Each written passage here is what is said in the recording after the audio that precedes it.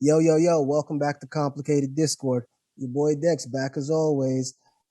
First and foremost, before we start, let me go ahead and apologize for the lateness of this video. I've been dealing with a lot of shit down from, flaky guests to messed up internet and, technical issues. But we back now. Today, I'm joined by Miss Bea Bad, the host of the Aw, miss, you're so respectful.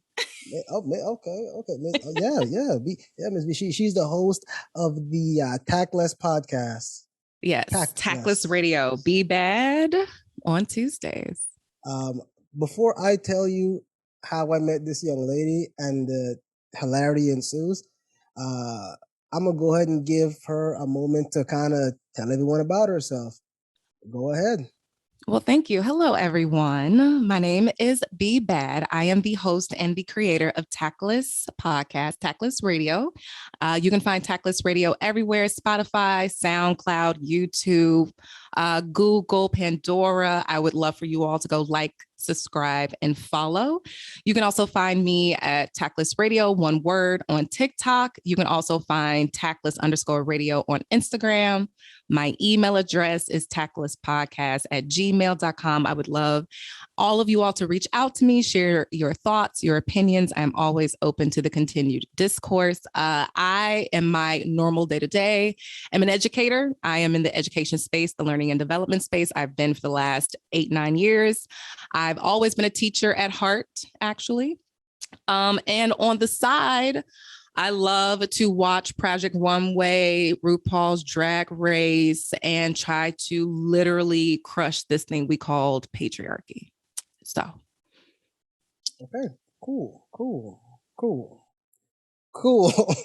First, first of all, I'm hating just a little bit. Actually, now I'm hating twice because you just had a sip of wine and I can't drink for another like 2 weeks. So, oh, you poor thing. Yes. we Actually, don't even. this is whiskey. I am a whiskey bourbon girl. So this is Thank you. actually Angel's Envy, So, actually, for oh, those okay. who may know. So you're gonna kick me while I'm down too. Okay, got it. Ruthless. Ruthless. All Wait, right, are you a bourbon whiskey person? I do private bartending. I'm a liquor person. Oh, so you know your good stuff. You know the good stuff. Yeah. Plus I could make the bad stuff taste good. So don't worry about that. Oh, so you're a professional. Yeah, I'm your neighborhood friendly booze peddler. I am bad decisions made in flesh. I am exactly who you blame, the shit on the next day. You know, if law school don't works out, you should put that on a resume or something and just be everybody's boozy good time at these virtual weddings they have it in the pandemic. Hey, I would. Listen, like I said, I run my own business, Taste of Elegance Bartending. So, I have no problem making a couple of menus and helping people out with their events. Okay. I love the little side hustle. I see you. But the second reason I'm hating is because you came on this bitch and you got a perfect like radio voice. You sound like a professional. Every time I hear myself, I'm like, damn, I sound like a bitch. God damn it. It's the accent. The accent just I can't sound tough with the accent. I'm just saying. It depends. It depends. I could definitely see you cussing a couple niggas out if need be. But thank you. I appreciate that. Well, you're right. When I get like when you get, that's everyone. You get mad, you get some bass in your voice. You sound like a 30-year-old man and shit. It happens. I'm talking about on a regular basis, man. I want to sound like a big boy. Like I'm sick of people calling me ma'am when they call my job or something. Like, yeah, thank you, ma'am. I'm like, I'm a nigga. Jesus. I'm so sorry. It's the hair. That's like the third time I've said this to you tonight. It is literally the hair. My hair is luxurious. It is. It is. I mean, you're a Leo, are you not? I am. Yes, it is an amazing mane, just like a lion. Now, let's go ahead and jump into this. So, I met B earlier today, believe it or not. I was on TikTok looking at a couple of things, and I rolled past one of her videos. Which video I will go ahead and play here in a few moments. But I had to reach out and I said, "Hey, we need to talk." Like I just hit her up like, "Yeah, we need to talk about this. What up, though?" And she hit me back, and there it is. She did educate me on a few things during that first conversation. Y'all know me. I say some reckless shit, and like one of the first things I said was reckless as hell. And she's like, "Hang on a second." I was like, "Hold on, wait, hear me out. God damn it, hold on." And then she was like, "Okay, that makes some kind of sense." But you was this close to getting your ass cussed out. She thought I was a misogynist, and I could understand why. The shit I say sometimes be coming off kind of suspect. People like, "Is this let me see where he's going with it. You got to hear me out. But after that, she explained that she's not a feminist, that she's a womanist, and I didn't know what that meant. And even after she explained it to me, I'm still kind of dumb about it. Like I still don't know what it means because I ain't shit. So, do you mind explaining again what? Yeah, in the simplest terms.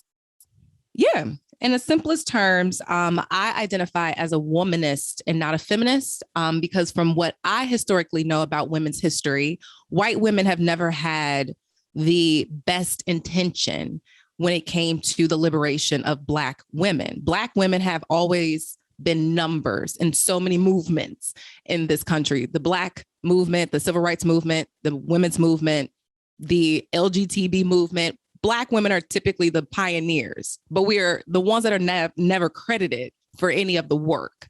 So the feminist movement with Susan B. Anthony and all her whole ass, they only focused on white women being able to get rights because historically white women have been able to vote since 1910, but Black women next to Black men, we were able to vote in 1965. Mind you, Delta Sigma Theta Sorority Incorporated were in attendance at the first Women's March, but Susan B. Anthony and her whole ass friends told them because they were Black, they had to get to the back. And I'm not really riding with that. So I critique white women and they bullshit all the time. And because I stand 10 toes down on that, I identify as a womanist and not a feminist, which a lot of people and scholars would say that womanism is a branch of feminism. But womanism really just means that I am going to be headstrong about the intersectionality of not only being a woman, but being Black as well, because that's a very unique experience in this country. So I am for the intersectionality of others, whether you are gay, trans, poor, whether you are straight, heterosexual, other, questioning. My premise is always to look at the intersectionality of where individuals are in this country. And that is the focus of my fight. Nice. Well put. Well put. So Thanks. There you have it, everyone. You've been introduced. Now for that video I was talking about. Hot Tactless take. I find it hilarious that men will lie, manipulate, gaslight, girl boss, and gatekeep how to get women instead of just asking women how they like to be pursued. Fuck male podcasts. Would you explain to everyone watching what brought this on? Yeah, I will. So for context, I too have a podcast by the name of Tactless Radio. And one of the things that I love are alliterations. I went to school for public relations and advertising. One of the things they teach you is that if you want to be memorable to your consumers, one of many methods that you could do that with is using alliterations. So a lot of things that I do are with alliterations. So I started this thing called Tactless Tuesdays, where I'm just going to say, I have a lot of thoughts, so I need to get them out, and I'm going to get them out on Tuesdays. So this week, what brought upon my frustration with male podcasts in general is that they come with this arrogance of just knowing everything. And I don't think they've done their due diligence of really understanding who they're speaking to, who their audience is, what they're talking about, the historical context of what they're talking about, or any research.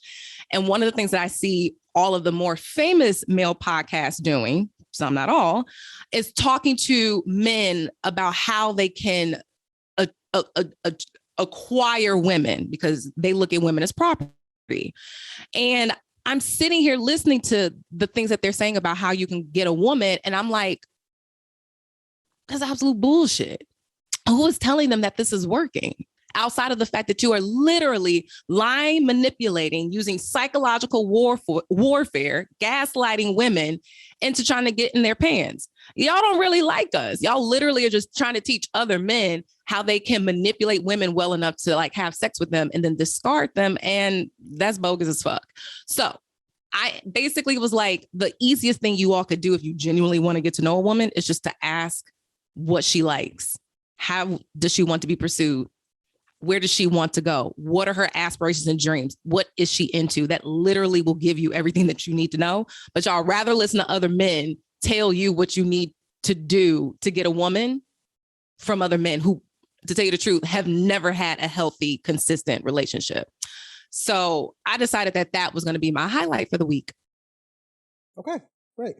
So I seen the video and I was like, oh my God, I have gotta. Considering you have a male podcast, I'm pretty sure you felt some type of way. I did. I really did. And understand, I can freely admit why. It wasn't specific that I didn't agree with what you said, because you're not wrong. Let me see, how can I say this? I have been pretty popular with the women in my days. And it's because a lot of stuff I learned about women was that your very sneaky way of saying you used to be a hoe? Yeah, absolutely. Well, I mean, not really. Everyone that watches my show know I used to be a hoe. I did some shit. Let me tell you. Oh, I love the self-awareness. Listen, I'm aware of a lot of things. I'm aware that I was a hoe. I'm aware that I'm not emotionally mature enough to accept certain things. It's just like I know myself. That's the first step. Knowing your faults. Psycho. My old lady knows I'm a little bit of a psycho, so we're good. We're good. We're good. You know what I'm saying? But no, the reason it bothered me is because recently I've been seeing this thing all over TikTok and all over social media where people are like, oh man, men are this, black men are this, male podcasters are this. And they make a very, very, very over generalized statement. And the thing is, when you have a large audience, people that kind of view you and take what you say for a sermon, you know, when you make these statements, people tend to go with that. Now it's all male podcasts ain't shit. And because that's the stigma that's been put out, even if one of us has something good to say, don't nobody want to hear us because he's just another male podcast. Before he starts, I know he's going to say bullshit. So why even listen? You know, I feel like the distinction of most, some, or a lot is very, very important. People love to make general statements. And the minute you sit down and say, well, I'm not like that, all of a sudden you hear oh, now it's the straw man, not me, not me, not me, which makes sense. No, if no one knows a rapist, how are they rapists? You know, someone has to be, you know, bullshitting. But with you going off of the premise that all male podcasts are toxic as shit and everything we say is bullshit, even if, like I said, one of us has a good point that we're going to make, y'all don't want to hear us. Y'all ignore us the minute we open our mouths because of what, now again, not y'all as in everyone or just women, just society altogether. It's, oh my God, another male podcast. So why am I watching this? It makes it that much harder for some of us who are trying to do the right thing and who are like, you know what? I may not have done the right thing, but I'm trying to learn. It makes it harder for us to move on. So when I seen that, I had to kind of be like, well, I need you to explain what you meant. Like, it would be great if you can expand because yeah, you know. Fair. I totally hear your point. And I am happy to expand upon this. And I'll kind of give you the parallel of how I see your concerns here. There is a version of what you just said that could be considered tone policing. And I'll get to that in a little bit. But what I don't think a lot of men in this country understand, and I definitely see this amongst majority of millennial men, is that women are just off rip, equal, equitable, capable, and already at the starting line with them. I don't think a lot of men in this country understand that millennial women are the first generation of women to have somewhat of what we deem equal rights. That means that I and you can walk into a bank and get an account. I and you qualify for a loan. I and you have access to finances and resources. I and you can at least apply for the same job. I can get an education. You can get an education. For my mother, my grandmother, and my great-grandmother, what I am doing currently is beyond their farthest dreams. So it's very interesting because I understand that a lot of millennial men and definitely Gen Z, they're looking at women like, well, these bitches have always had it. What are they complaining about? Like these bitches, they've been out racing us and been outpacing us. Like, what they complaining about? What the fuck is going on with them? What are their problems? Look at all these great things they have. But it's very interesting because I don't think a lot of men can put into context that, yes, we are doing well as women, but we have had a further back starting line. Black women, trans women, disabled women, that starting line is even further. And what I will at least do is give a shout out to women that we've only had maybe this equitable access for the last 60 years. And look what we've been able to do with it. Like we've only been equitable, equal somewhat within the last 60 years. And we've been able to outpace in some areas and out degree and out earn men in certain areas. Not all, because I will admit, looking at the statistics, men still earn more than women and men still have more resources. But at the same time, when I hear those other male podcasts, some of them say those facts, I don't think they're equating our historical stance of where women were in this country. Like women had to ask men for money because there was no other way we were going to be able to get it. Like I want men to understand that us being equal and the patriarchy and it's a detriment to them. When men say that they want women to be able to help out, I get that. When men say that they want women to be able to contribute financially and this, that, and the other, me too. And get this. If you are not a man fighting for equal pay, don't you fucking dare ask that woman to pay 50-50 in shit. Because she will never be able to have the same resources, access to finances, access to resources of property, to loans, to stocks, to options. She will always have less than you. So why the fuck am I paying equal right now? I'll pay equal if you out there swinging your dick for equal rights. But a lot of men are not doing that. Y'all are sitting on your asses just looking at the fact that we are literally making miracles happen for our grandmother. Like these bitches got it. What they complaining about? We as a whole still don't have it. See, this is what I want. This is the perfect kind of like concept that I like to put this in. Women's rights just hit the Jim Crow era of our fight. So you know how in 1968, we had the civil rights movement and we were able to eradicate Jim Crow and we were able to say that we were equal and we were able to get a whole bunch of rights. And now Black people on this side are the president. We have been able to do some amazing fucking feats as Black people. Women, we're still far behind. For women, it's still 1968. For women as a whole, our fight, we're still at 1968 because we're still dying with childbirth. We're still killed and raped at higher rates.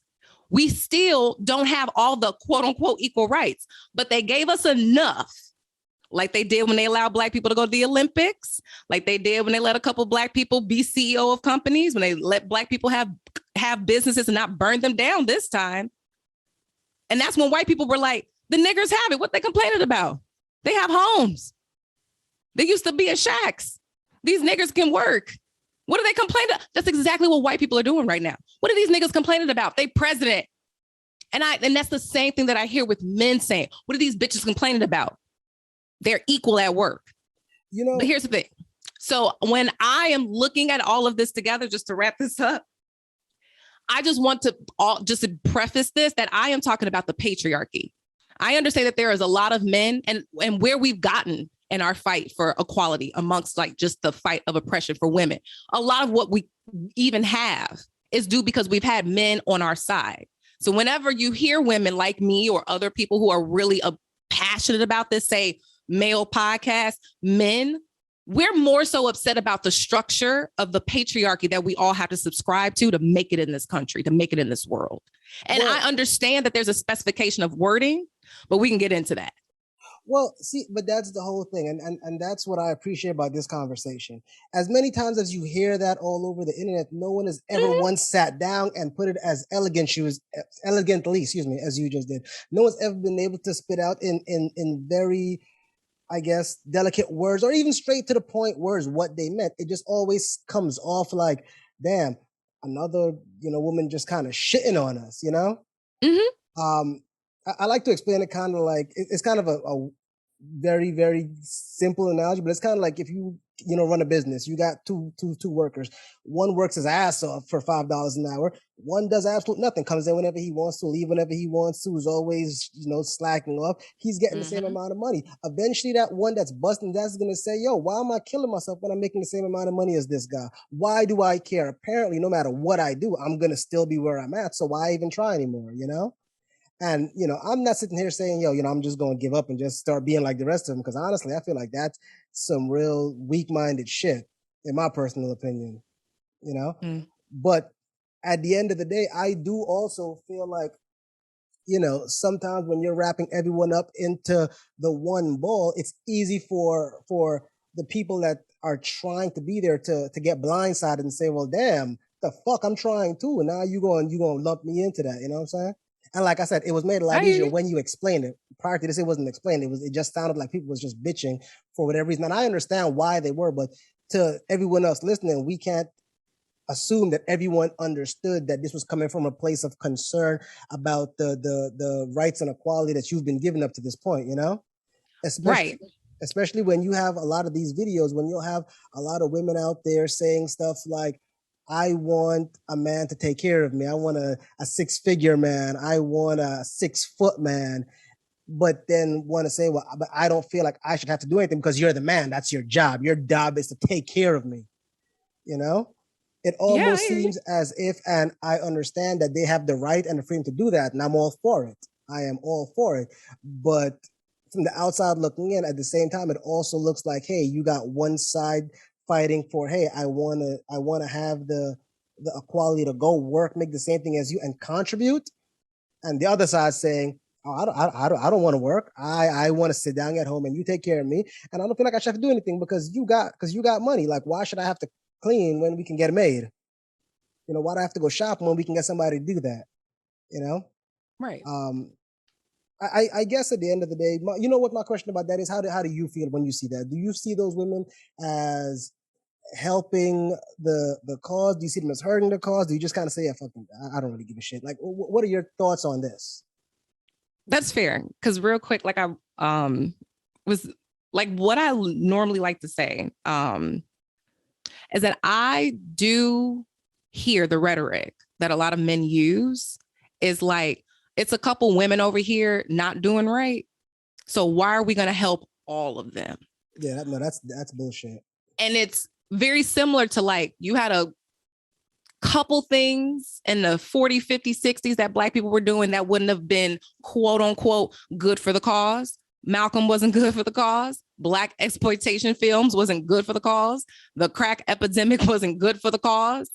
But that doesn't mean that Black people still did not deserve rights and did not deserve to get beaten in this country. Just because there's a couple bitches doing wrong, just because there's a couple women breaking y'all hearts, just because there's a couple women who need to get their asses in therapy and get themselves checked, because I am big on accountability, does not mean that our fight for women to remove our oppression in this country should be stagnant. And I don't think that's all I want men to understand. It's like, we still want you all to be an ally. I understand that women in the past hurt you. I understand that your mother has hurt you. I understand that you have mother wounds and trauma, and I am praying that you go ahead and either get with Jesus or your universe and God or therapy to heal that. But what we still need is, as a whole, my gender is still looking for equality. And just because a couple bitches ain't acting right doesn't mean that we all still don't deserve it. Can I ask you a quick question real quick? Sure. Well, what would you say for the guys that are sitting here like, but why would we help y'all? Y'all are constantly shitting on us. Every chance you get, you're shitting on us. Every time I look at the TV, you're shitting on us. Every time I look at the phone, you're shitting on us.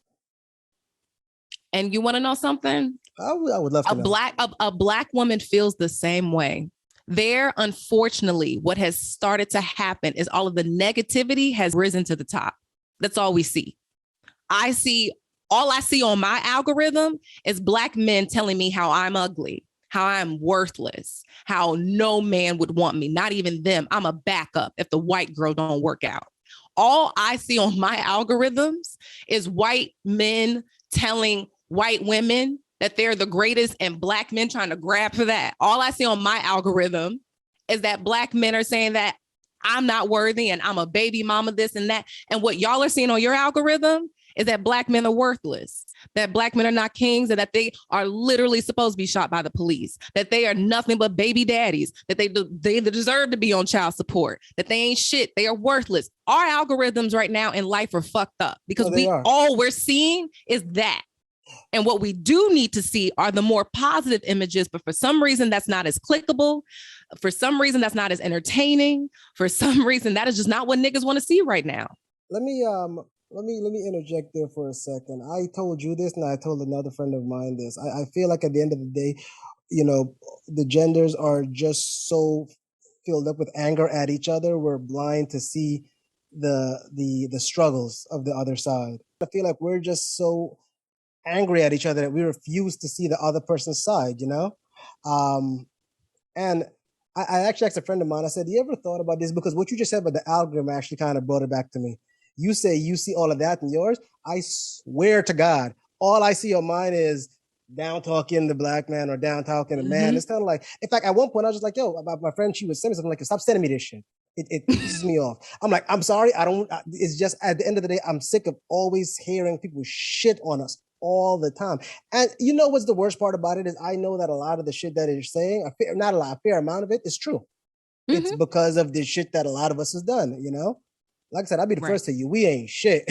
We are not shit. I'll be the first to tell you. But there are some good ones out there. And unfortunately, the good ones have to pay for the bad ones. We have to rebuild everything and struggle and deal with, the trauma that was inflicted on you because now you don't trust anybody. And now we're mad at you because you don't trust them. And we haven't done anything. It is a horrible cycle. It is. It's a fucked up cycle. But I had asked a friend, I said, have you ever thought that before, the black community was fighting each other because, they put drugs in our community and they put, liquor stores on every side of the road to kind of, have us with this internal fighting. And it seems like over the past couple of years, we're finally starting to get together. We're finally starting to build up. Now, all of a sudden, the next thing is, oh, well, the black man treats the black women like shit. Oh, black women, all they want to do is money, gold dig, and they want to spend all of our money. I have to ask, I said, do you ever think that maybe this might be just a tactic just to get us to infight to where we can't come together and be, what we need to be as a people? Half of that. What I believe, if one of the things I think we can tackle very quickly, if we all just really put our thinking caps on and work together, is that we could come together if we were able to deconstruct a lot of the white systems that were placed on us, like racism, which is colorism for us, like the patriarchy, which is why Black men believe, or a lot of Black men are saying, some are saying that women, because we're still women, are under them because white men believe that white women are under them. And that is mirrored in our communities.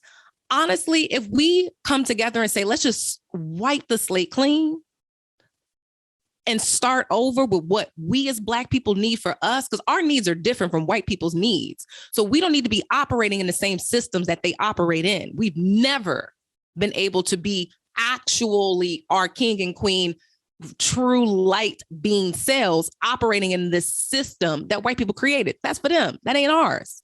So to your point, systemically, there are some things embedded that is to make us fight. But I believe if we're willing to drop them and start over fresh for what we need as a community, we might be able to get somewhere. I hear you, and I absolutely agree with you. My thing is who's going to drop it first, though. I mean, people are proud. But that's the thing. As long as it's benefiting people, they're going to be the ones that's going to be real hard to drop it. So Black men, we're asking you all to please drop it. Okay. I mean, I can't answer for all Black men. I'm just asking for allies. I'm asking for allies, accomplices, co-conspirators. I'm asking for Black men to get in the trenches with us to help shake this shit out. That's what I'm asking for. A lot of us are. I will tell you, man, that shit needs to happen because, man, ain't nothing like having a strong Black woman on your back to help you when you have them rough days. And I feel like the more we start to show you guys that we want to be there for you and that you can trust us, the more of you will come out, And I will reciprocate that to say that there's a lot of Black women that are doing their own internal work, because I will be the first to say that Black women are aware and we are taking the accountability for what we've done to contribute to the hurt in our community. We are going to therapy. We are apologizing. And I know there's a narrative out there that women are not taking accountability and that women are not able to be humble. But a lot of us are doing the work so that we can have a very thorough, honest conversation like what I am having with you right now. And that took me going to therapy and checking my shit. So there's a lot of things that Black men in my life have done to make me the woman that I am today. And I am so proud to have them in my life. And there's so many other Black women that I know like that. And we need to be, that needs to be the narrative that rises to the top. So I want Black men to understand that we got to be in this together. And Black women are getting their shit together and we're understanding our hurt. We are not in this with y'all. So would you call it tough love? Are you saying you have to be tough because it's necessary for change? I think the same way that we have been asking white people to check white people because racism is their thing, we're asking for Black men to check Black men because misogyny is their thing.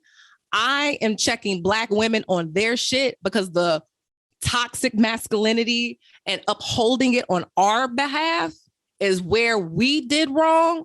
And that's where I'm gonna check them. Because when you're able to look at somebody who understands your fight a little bit more, you listen to them. White people have not been listening to Black people. That's why it took us so fucking long to get where we are. But the moment Quakers and other white people were like, no, I don't think they should be slaves anymore. Then all of a sudden they were like, oh, okay, well, listen.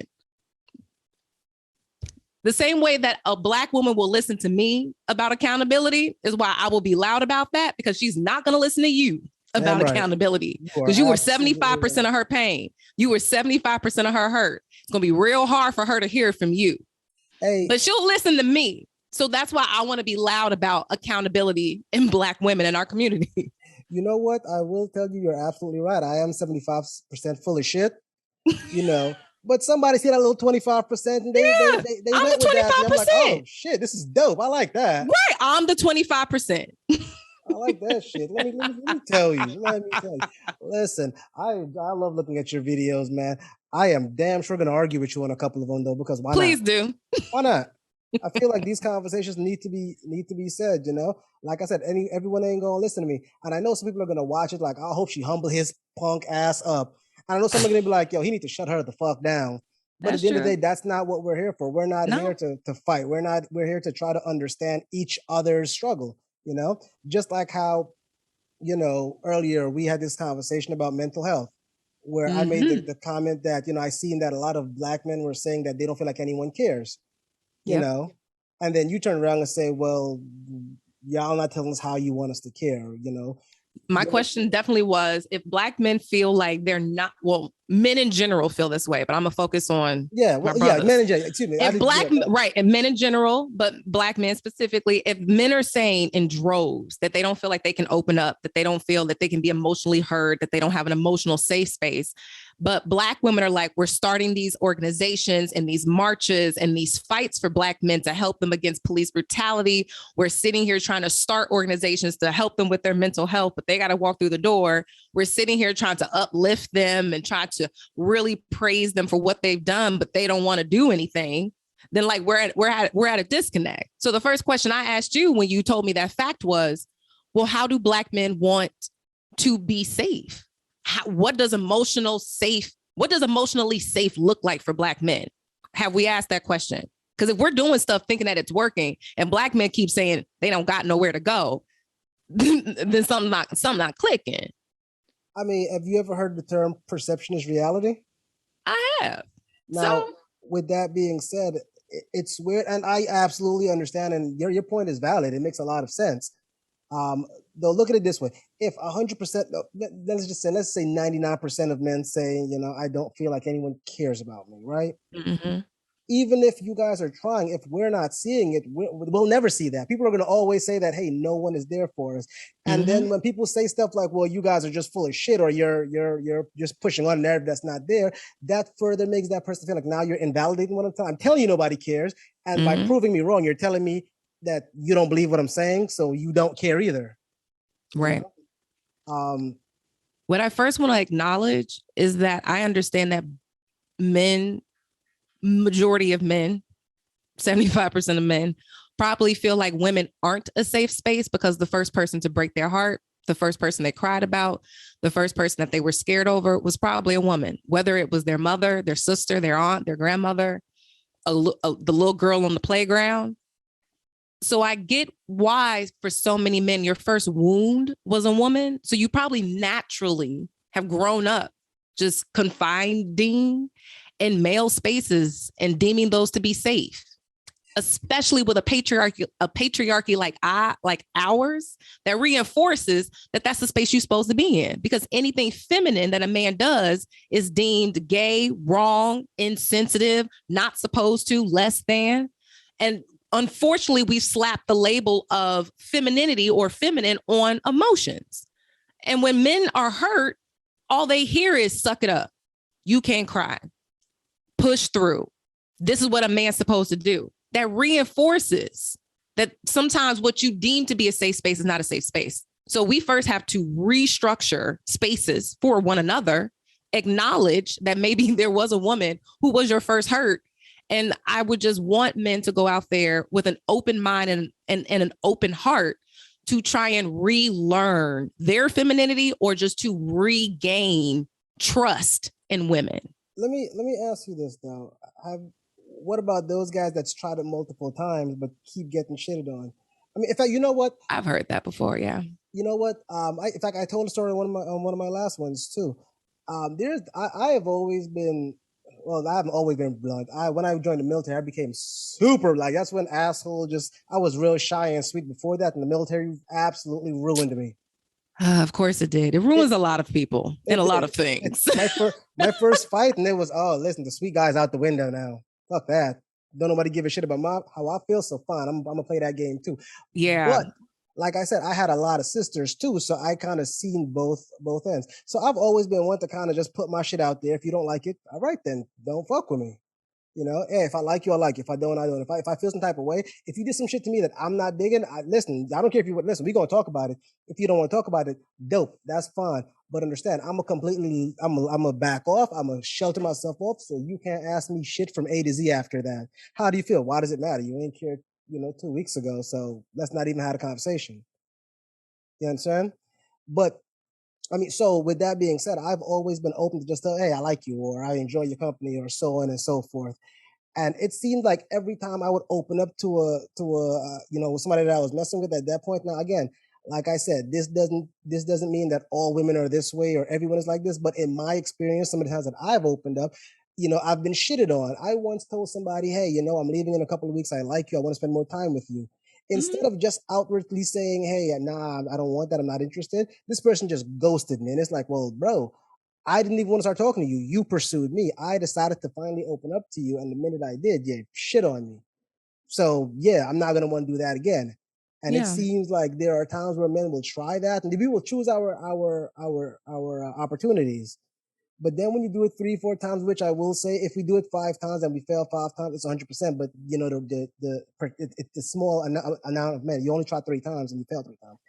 I mean, So yeah, we may not try as much, but the few times that we try, we get shitted on. Eventually, it turns into one of those, oh, you know what? I don't want to do this anymore. The same way a lot of women feel like, guys have played them in the past and guys have lied to them and gaslit them and misled them. Just like you said on your show, after a while, you guys get so hardened from that, you don't care to trust even a regular dude just walking down the street and just like, hey, how you doing today? I'm good. All right, my bad. Yeah. I'm gonna leave you alone. Bet I'm just gonna walk away, I mean, so with that, why do you believe that men are exempt from heartbreak? Say it again.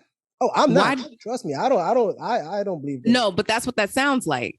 Because it's kind of like, well, men get shitted on and cheated on. Why? Why do you all believe that you all are exempt from heartbreak? Women go through that daily. It's actually, unfortunately, an expectation that women go through that, because when women get cheated on, it's nature.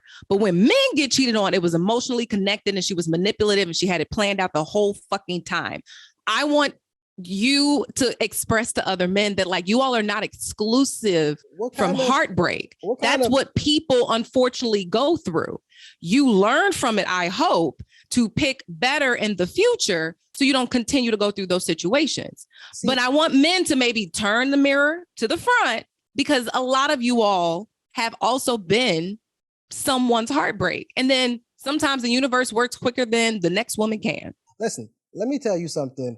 Like I said, I was a whore at one point. Not even a hoe, a whore. You got to say the entire. I was a whore. I have broken many hearts. I know I have. I'm not gonna sit down and I'm perfect. I'm innocent. I've never hurt. Nah, that's not me. Listen, fuck out of here. I do not need people calling, putting me on the spot like, nigga, what happened 6 years ago? Bitch, shut up. God damn. I don't need that in my life. I have broken some hearts and I have had heartbreak. It's not the whole point of having your heart broken. It's the whole point of you telling me you can trust me, you can open up to me, you can be vulnerable with me. And then I try it with you, and then we get into an argument 2 weeks down the line, and you're like, yeah, well, that's that one time when your uncle fucked you. And it's like, okay. Why do you also believe that that's exclusive to only women doing that? I'm not saying, no. I'm not saying it is. I'm not saying. Okay, so are we talking about a people issue, or are we talking about a woman do this in a relationship with a man issue? Because that's how it sounded. You started it. No, because the question always remains: why don't men open up? Why aren't they more vulnerable? And if I'm going to explain that in the way in which I can, in my experiences, I can't sit down and say, well, it's exclusive to men. That was just my experience.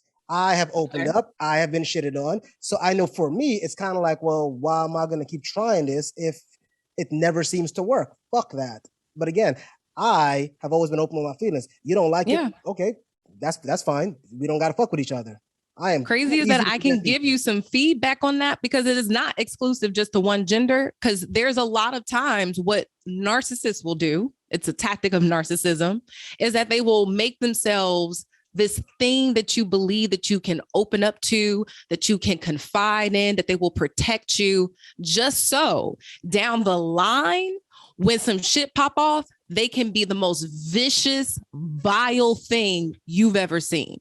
And narcissism, unfortunately, gets everyone. And what I want people to understand with that particular type of issue is when you come across someone who's open very quickly, that is something to not trust. That's a version of love bombing. If someone's telling you how amazing you are, how smart you are, they've never met someone like you, you feel warm and fuzzy with them, and it's only been 2 weeks, please be very careful. So I just want to give that as just like, that's a tactic of narcissism. That is a man and a woman thing. But I understand that a lot of men have said before, a lot, not all, but a lot of men feel that they can't open up to women because that very scenario you just described happens to them. And I just want to say that I hate that happens to them, because that is a tactic of a narcissist. And that woman should not be using those personal things that you share with her against you. That is absolutely true. You know what else y'all use against us every chance y'all get? That's why you had a little dick, nigga. It also but it also happens to women. It does. So that's why I'm able to say, I understand where you all are coming from. And I just wanted to share a tip that I've learned on my journey of healing. That when someone tries to make themselves to be as open and available and loving and just pouring as possible, that is a red fucking flag. You know what? I wouldn't know about that. I mean, I'm not saying I disagree with you. I'm just saying I don't know. Like me personally, I don't know. Like, I'm ignorant to that. Totally fine, because we're just sharing two different scenarios that feed into the fact that people have used things that we have shared with them against us. Now, I've learned that is a narcissistic tactic, and you've learned that sometimes people will shut down after because they're like, this person's not deserving of this information anymore. They use it against me. Yeah, absolutely fucking right. Absolutely right. Yeah. Some people shut down before. Yeah, is what it is.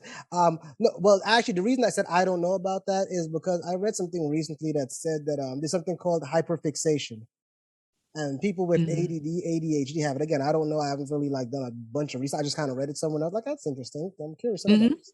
So basically, it states that whenever you're with someone that has ADD or ADHD, sometimes, not all. Now, it's important that I say this, not all. Sometimes some people will just hyperfixate on you. You're all they will see. You're all they'll focus on. And then, and with that happening, they will end up getting attached to you really, really quick. You'll always hear, you're so beautiful, you're smart, you're the best thing that's ever happened to me. And a lot of times it's not even a form of manipulation or narcissism. Well, again, I can't say that for sure because I don't know. But from what I can gather, if that is a symptom of having ADD, ADHD, then can you necessarily look, I guess, I don't want to say distrust, if that makes sense. I guess I don't really know how to say what I'm trying to say, but can you look at them a certain type of way just because Look they're at them showering you differently with because emotions there's immediately? I kind of picking up what you're dropping. I would say I would feel differently if that person did not inform me ahead of time. I think self-awareness is very important. If you are going to tell me, like, I need to know maybe by the second day, hey boo, I suffer with ADD. I am going to treat you for the next 6 months like a shiny trinket. And then month 7, I'm going to start doing this thing where I might maybe like pick you up once or twice.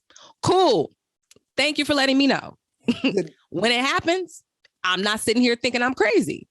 Really but quickly, that will come off as narcissism or will come off as love bombing and then ghosting if I am not made aware. Because if you care enough about where we're going with this, then make me aware.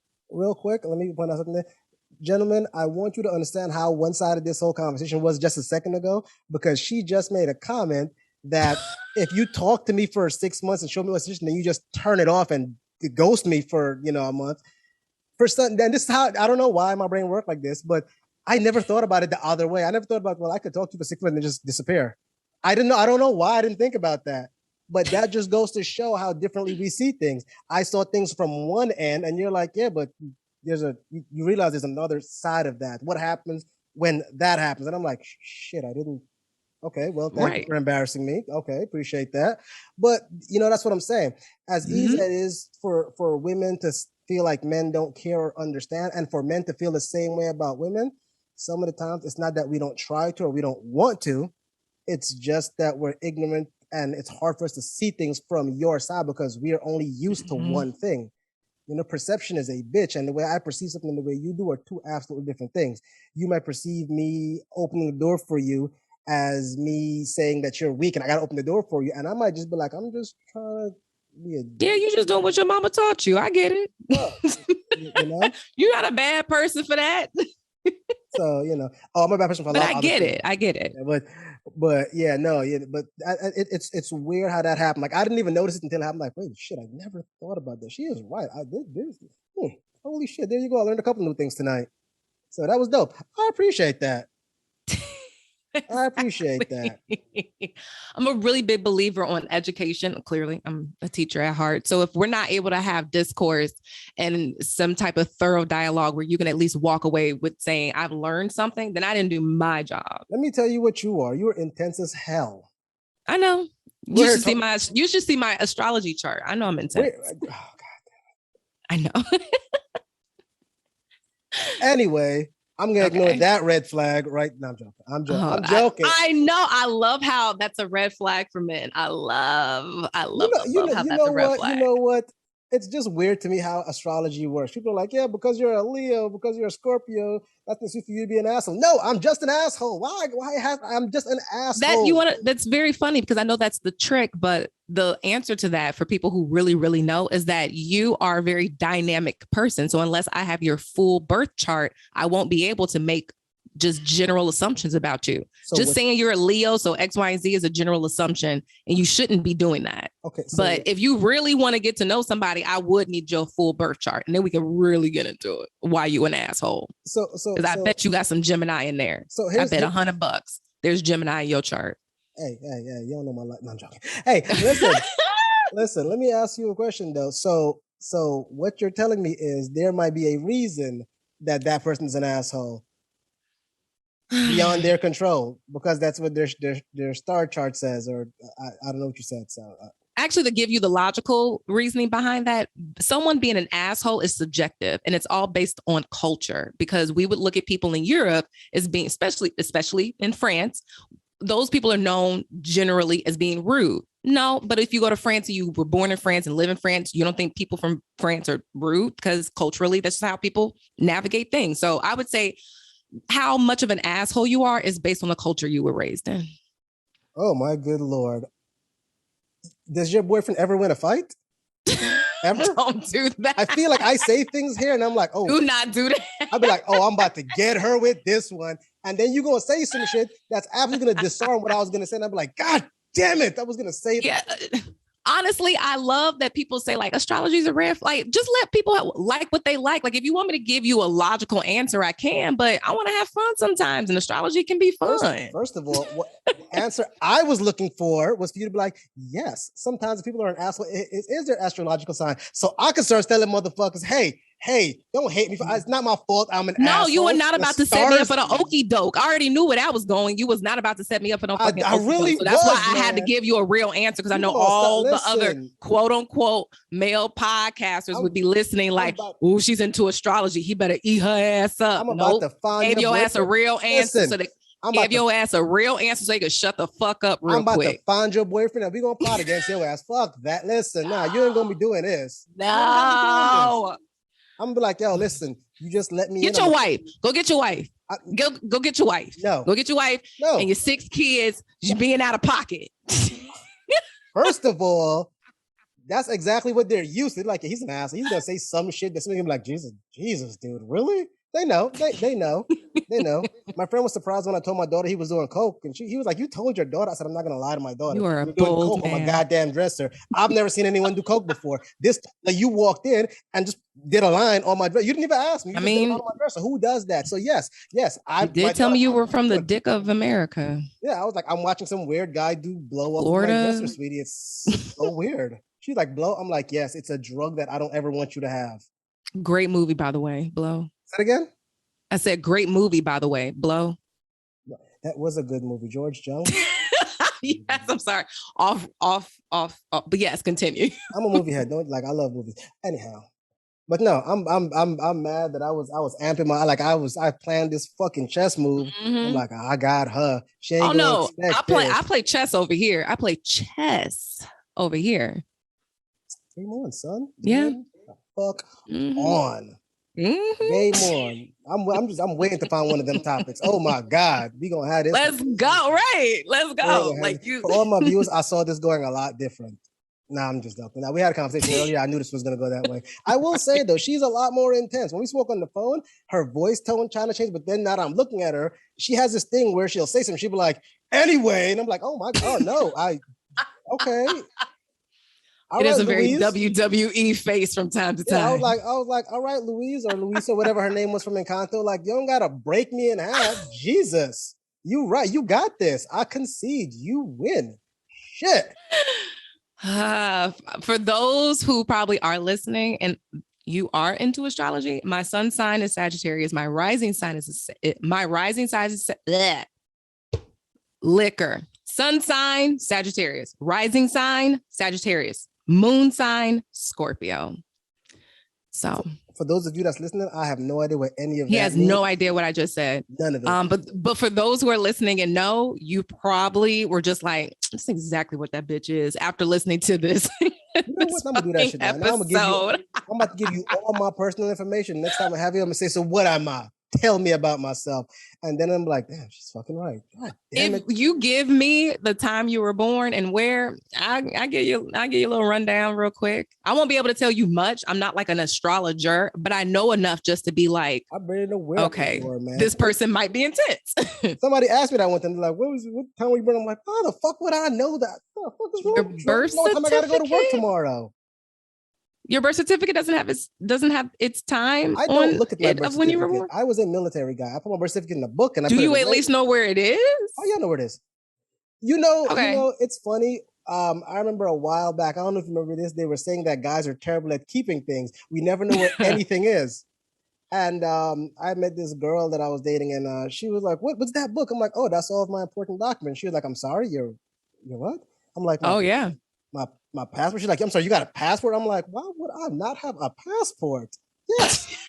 The fuck? The hell? She's like, and what else is in there? I'm like, oh, my social, my all of my banking information, my birth certificate. She's like, I'm sorry, you know where these things are? And it blew my mind that she was so shocked that this was a thing, that a guy knew where these things were. I was like, don't all of them. I want men to understand, when you hear a woman shock about something that you think is just normal, please understand that there are other men out there not doing that. You know what? The next time I have you on, I want us to talk about weaponizing competence. And oh my God, ignorance. That was a moment on TikTok. That was such a moment on TikTok. You know what? You're right. It was a moment. I seen a video, and I'm not gonna lie. I went off on my friend. I'm like, get the fuck out of here. Why? What happened? Well, see, what had happened was I seen the video, and the guy made a comment about weaponized ignorance, right? And I seen the video, and I sent it, and it was like 3 days later, and I forgot what he said.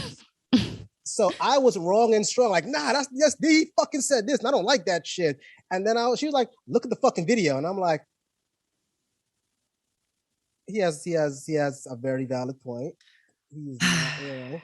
He's not wrong. He's not wrong. Though my argument was sound, it was just the wrong argument. So I got to go back to the drawing board, boo. Yeah. I had to tuck my tail between my legs and apologize. I was like, I'm sorry. She's like, did you apologize? I'm like, here we go. There we go. Grow. Okay, a little accountability. Okay. Yeah. Hey, so we're gonna end it right here. Thank you for joining me today, B. You have a lot of really interesting points. I'm definitely gonna have you on here again. That sounded terrible, but we get my point. We get my point. You know, next time we'll see where this goes. And like I said, keep your eye out. I am definitely going to be jumping on her TikTok talking mad shit. And she's probably going to jump on tomorrow because I said some shit, and I'm pretty sure I left a hole in there somewhere that she's going to exploit. I got a lot of responses for you. God damn it. Let's do this. I love it. Anyhow, join us again on Complicated Discord. Peace.